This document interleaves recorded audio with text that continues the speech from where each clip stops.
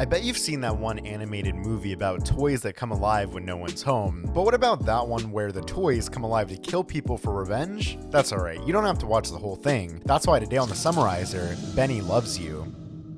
Our story begins with a little girl named Ashley and her mom at their house. Ashley throws a temper tantrum, screaming at the top of her little lungs because she can't have her doll Marilla. The mom already grounded her by this point, took Marilla away, and gave her a bear named Todd to play with instead. That night, Ashley gets woken up by Todd emerging in red smoke from the closet, coming in for the kill. She screams and mom comes in, but she sees nothing wrong, so she warns Ashley not to yell again or she'll get a smacking. The mom actually looks up her local laws about reenacting some WWE action on her kid. She has my respect. This goes on for a few minutes, with Todd continuously getting closer, Ashley screaming, and the mom getting more agitated over Ashley screaming about seemingly nothing. Mom lays an epic smackdown on Ashley, and finally Todd makes his move. Look, Todd only wanted a hug this whole time, but I guess Ashley just couldn't bear it.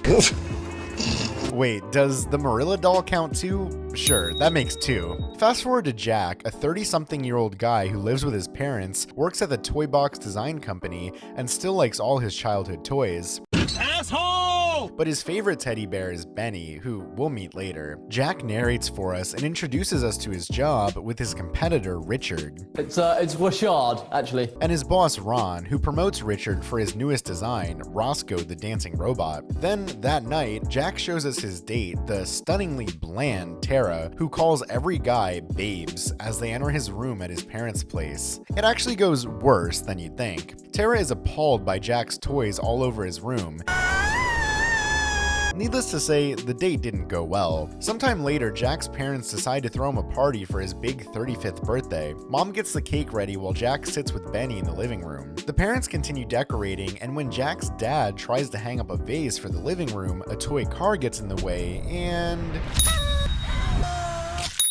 Jack can't bear the thought of, okay, won't make that one again. Jack can't stomach living in his parents' place anymore, and he can't afford to pay it off. So a real estate agent, David, visits the house and makes his offer to Jack. He says I'll pay back 3 times as much. 4. You should be thanking me. Oh yeah, everyone in this movie's an idiot in their own unique way. It's so absurd, but it's so funny. Jack needs to pay up by the end of the week or the bank will repossess his home. Later at the toy box, Richard and his toy minion Roscoe antagonize Jack about being finished at his job. After they leave, Jack hears the boss, Ron, from down the hall and tries to get away before he finds him. He loses hide and seek not once, but twice, then Ron finds him.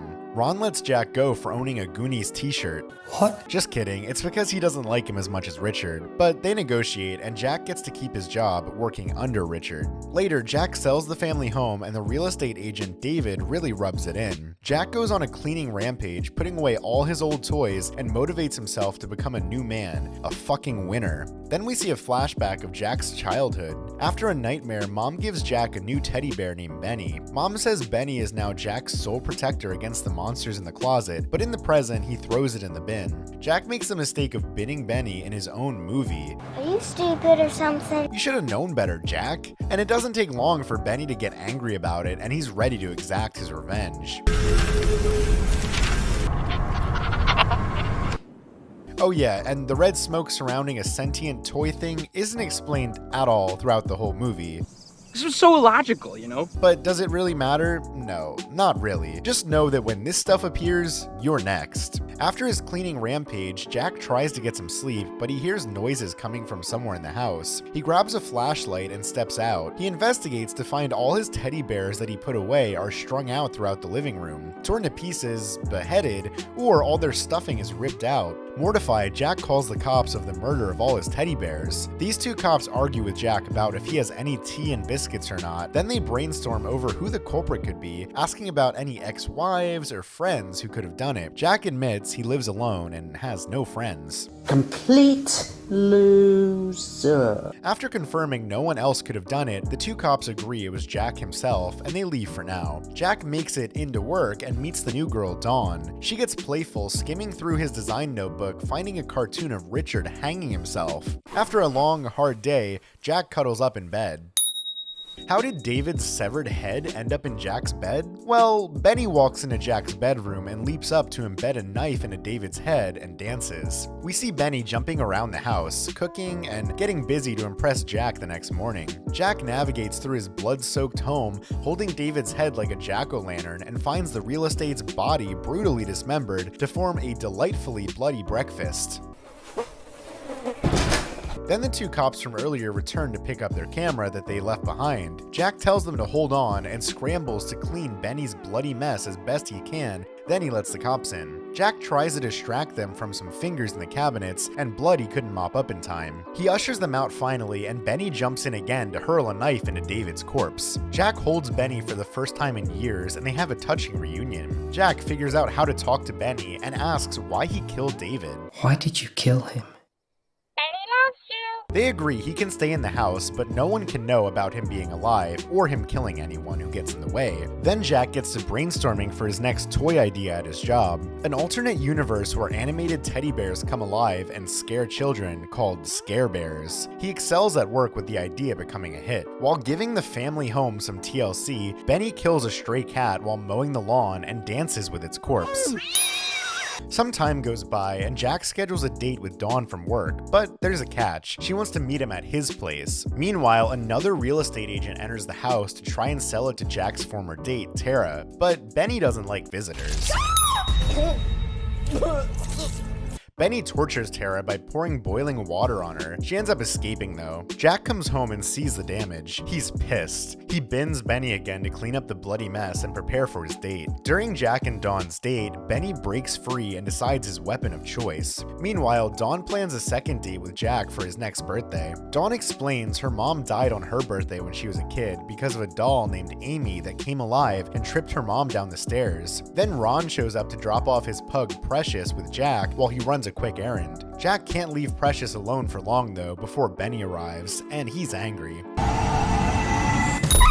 Jack finds Precious dead, strung up by a party streamer. He tries to wash up Precious before Ron comes back to pick her up, but he realizes he can't make a dead dog look alive. Jack contemplates how he'll break the news to Ron when Benny appears and drags Precious upstairs to kill Dawn. Jack shows up just in time with no sign of Benny anywhere. Dawn screams while Jack throws Precious out the window. Needless to say, Jack gets fired. He runs into Richard, who announces he's taking over as Scare Bear's new creative director. Then the cops show up at the toy box and give Jack a file with all the photos Benny took with their camera. Jack comes home and finds Benny has prepared a party for his 36th birthday. Jack demands Benny stops his antics and go back to being a normal toy, but Benny won't listen. That night, Benny wraps Ron in gift wrap for Jack, and he's all tied up. Jack sees this as an opportunity to give his boss an ultimatum: give him double his salary or die. But Benny cuts to the chase. Jack has had enough by this point, so he nails Benny in a tiny coffin and buries him out back. Some days later, Dawn visits. They make amends after their awful first date and get it on in the bedroom. The problem is that, meanwhile, Benny's back. There, Benny does some soul searching. He sits on a teeter-totter by himself, wanders the countryside, and finds himself again by stealing a mask ready to kill. The next day, Dawn heads to work, walking right past some clever decorations Benny strung up across the living room, including one that reads "Dirty Bitch." Then Benny hitches a ride on top of her car. Jack sees Benny's evil plan that he wrote all around his living room and runs for the toy box. At the toy box, Richard finds Benny and thanks Dawn for bringing a Scare Bear's prototype for him. Jack rushes in and warns the crew that Benny will kill everyone. There, they all laugh until Jack says he loves Richard and that's why Benny stabs Richard's hand. Then Jack, Dawn, and Richard all make a run for it, locking Benny in the office with the rest of the toy box crew.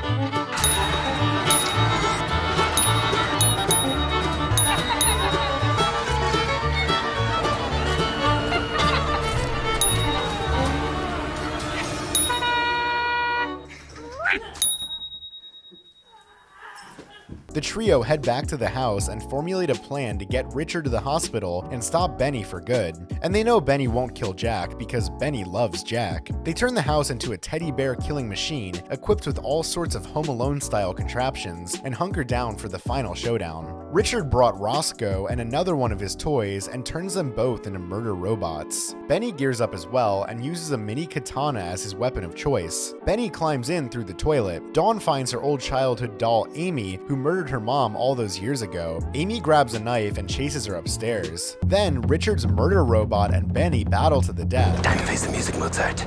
And 1, and 2, and...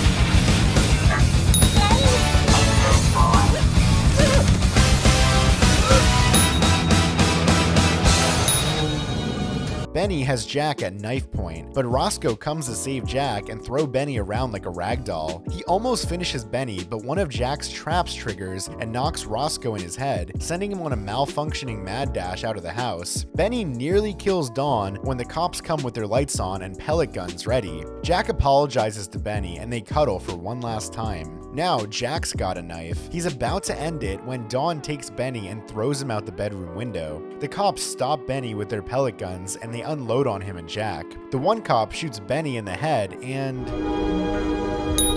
Jack can only hold Benny's paw lying in the driveway, unable to move from the pellet lodged in his chest. 2 months later, Jack's story is all over the news. He moves all of his stuff out from his family home and drives off with Dawn to start a new life. At the end, Jack leaves us with a narration, warning about throwing out your special bear as Roscoe and Todd from the start of the movie emerge out of red smoke, ready for round 2. That was Benny Loves You with a total of 23 kills. Comment which series or movies you'd like me to summarize and make kill counts for future videos. See you later.